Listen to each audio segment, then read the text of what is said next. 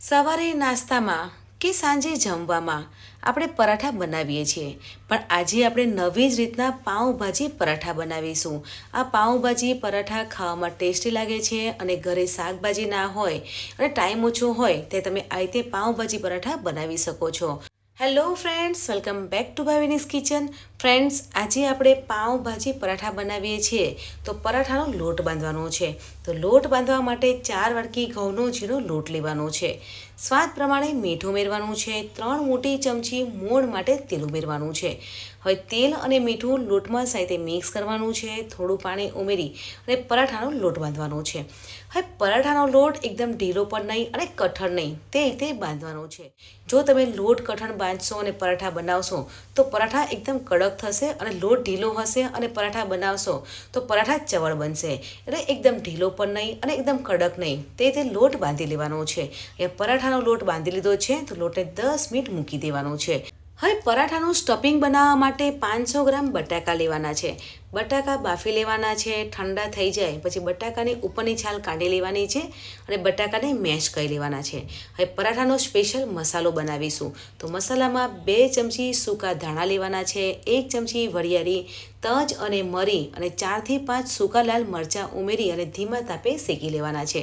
આપણે મસાલાને ધીમા તાપે શેકીએ છીએ અને પછી પરાઠામાં ઉમેરીએ છીએ તો પરાઠા એકદમ ટેસ્ટી લાગે છે અને ખાવામાં નવો ટેસ્ટ આવે છે. તો આ રીતે આપણે ધીમા તાપે શેકી લેવાના છે. ગેસ બંધ કરી લઈશું. મસાલો ઠંડો થઈ જાય મિક્સર જારમાં દરદરું ક્રશ કરી લેવાનું છે. હવે આપણે સ્ટફિંગ બનાવીશું. તો સ્ટફિંગ બનાવવા માટે 2 ચમચી તેલ લેવાનું છે. તેલ ગરમ થઈ જાય એટલે અડધી ચમચી જીરું, અડધી ચમચી રાઈ ઉમેરવાની છે, ચપટી હિંગ ઉમેરવાની છે. અહીંયા મેં ગાજર ઝીણું ચોપ કર્યું છે તેને ઉમેરવાનું છે. તે રીતે ફ્લાવરને ઝીણું ચોપ કરી અને ઉમેરવાનું છે અને 2 મિનિટ માટે સાંતળવાનું છે. એટલે ફ્લાવર અને ગાજર થોડા સોફ્ટ થઈ જશે. તો હવે આપણે ટેસ્ટી મસાલો કરીશું. મસાલામાં 1 ચમચી લાલ મરચું ઉમેરવાનું છે, અડધી ચમચી હળદર ઉમેરવાની છે, અડધી ચમચી ધાણા જીરું ઉમેરવાનું છે, સ્વાદ પ્રમાણે મીઠું ઉમેરવાનું છે. અને આપણે જે સ્પેશિયલ મસાલો બનાવ્યો છે તે બધો જ મસાલો પેનમાં ઉમેરી લેવાનો છે અને સાથે મિક્સ કરવાનું છે. હવે મસાલા ઉમેર્યા પછી 1 મિનિટ મસાલાને સાંતળવાના છે. મસાલા સાંતળીશું તો તેને ફ્લેવર અને ટેસ્ટ પરાઠામાં આવશે. હવે આપણે જે બટાકા મેશ કરીને રાખ્યા છે તે બટાકા પેનમાં ઉમેરી લેવાના છે અને સાથે મિક્સ કરી લેવાના છે.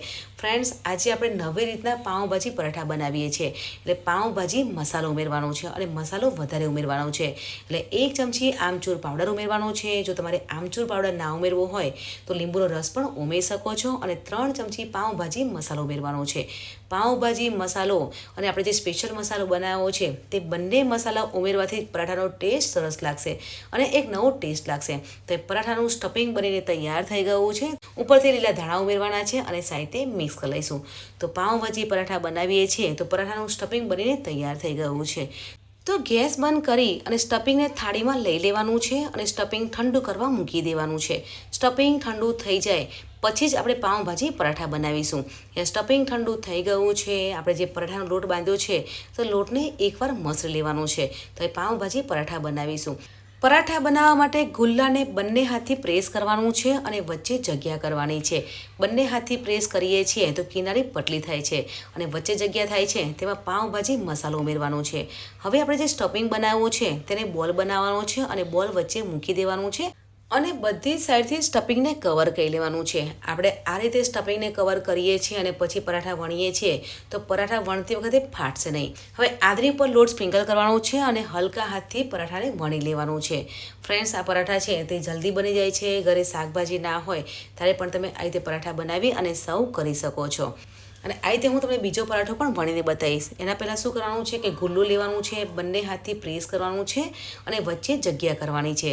હવે જે વચ્ચે જગ્યા છે ત્યાં પાઉંભાજી મસાલો ઉમેરવાનો છે અને આપણે જે સ્ટફિંગ બનાવવું છે તેનો બોલ બનાવવાનો છે અને બોલ મૂકી દેવાનો છે અને બધી જ કિનારીને સ્ટફિંગથી કવર કરી લેવાનું છે અને હલકા હાથથી પરાઠાને વણી દેવાનું છે. તો તમે પણ આ રીતે નવી રીતના પરાઠા બનાવી અને તમારા બાળકોને સર્વ કરી શકો છો. બહુ ટેસ્ટી લાગે છે અને એક નવો ટેસ્ટ આવે છે. હવે આદરી ઉપર થોડો લોટ સ્પ્રિંકલ કરવાનો છે અને હલકા હાથથી પરાઠાને વણી લેવાના છે. તો આ રીતે આપણે બધા જ પરાઠાને વણી લેવાના છે. પરાઠા થોડા પતલા વણવાના છે અને સ્ટફિંગ વધારે મૂકવાનું છે એટલે ખાવામાં ટેસ્ટી લાગશે. તો ફ્રેન્ડ્સ, હવે આપણે પરાઠાને શેકી લઈશું. પરાઠા શેકતા હોઈએ તો તવી ગરમ થઈ જાય પછી જ પરાઠાને શેકવાના છે. પરાઠા એક બાજુ શેકાઈ જાય પછી બીજી બાજુ શેકવાના છે, એટલે બંને બાજુ શેકાઈ જાય પછી ઉપરથી તેલ લગાવવાનું છે. અહીંયા હું તેલમાં શેકું છું, તમારે ઘી કે બટરમાં શેકવા હોય તો પણ શેકી શકો છો. અહીંયા તમે જોઈ શકો છો કે એકદમ દડા જેવા પરાઠા બનીને તૈયાર થાય છે, અને પરાઠા ક્રિસ્પી થાય ત્યાં સુધી શેકી લેવાના છે. એટલે પરાઠાને બંને બાજુથી ફેરવતા જવાનું છે અને ક્રિસ્પી થાય ત્યાં સુધી શેકી લેવાના છે. ફ્રેન્ડ્સ, આજે આપણે નવી રીતના પાઉંભાજી પરાઠા બનાવ્યા છે. આ પરાઠા ખાવામાં ટેસ્ટી લાગે છે. આ પરાઠા સવારે તમે નાસ્તામાં પણ સર્વ કરી શકો છો, સાંજે જમવામાં પણ સર્વ કરી શકો છો, અને બાળકોને લંચ બોક્સમાં પણ આપી શકો છો. બહુ જ ટેસ્ટી પરાઠા બને છે. અને આ રીતે આપણે બધા જ પરાઠાને શેકી લેવાના છે. પરાઠા બંને બાજુથી શેકાઈ જાય પછી ઉપરથી તેલ લગાવવાનું છે, અને બંને સાઈડથી ક્રિસ્પી થાય ત્યાં સુધી પરાઠાને શેકી લેવાના છે. તો ગરમા ગરમ પાઉંભાજી પરાઠા બનીને તૈયાર થઈ ગયા છે. તમે જોઈ શકો છો કે પરાઠાનો કલર પણ બહુ સરસ આવ્યો છે. અને સાચે જ આજે આપણે જે પાઉંભાજી પરાઠા બનાવ્યા છે તે ખાવામાં બહુ જ ટેસ્ટી લાગે છે.